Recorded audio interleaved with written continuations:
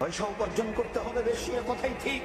পয়সা কম উপার্জন করতে হবে কোনোদিন আমি এই কথা বলি না, তবে বৈধ উপার্জন করতে হবে। টাকা ছাড়া আপনি জাতির কোনো উপকার করতে পারবেন না। বিশ্ব অসহায় অবস্থায় ওই কথাটা আল্লাহ রাসূল খোলা মাঠে ঘোষণা করেছিলেন। তিনি খোলা মাঠে বলেছিলেন 450 কিলোমিটার দূরে, 600 কিলোমিটার দূরে যেতে হবে। তাবুকের যুদ্ধে কে কি করতে পারে, কে দান করতে পারে। সেদিন ওমর রাদিয়াল্লাহু তাআলা আনহু বলেছিলেন, আজকে আবু বকর সিদ্দিককে পরাজয় করে দেব। এই কথা তিনি নিজে বলেছিলেন, আজ আমি দানে আবু বকর সিদ্দিককে পরাজয় করে দেব, আমার অর্থ সম্পদের অর্ধেক দান করব। ওমর, কি করতে চাও?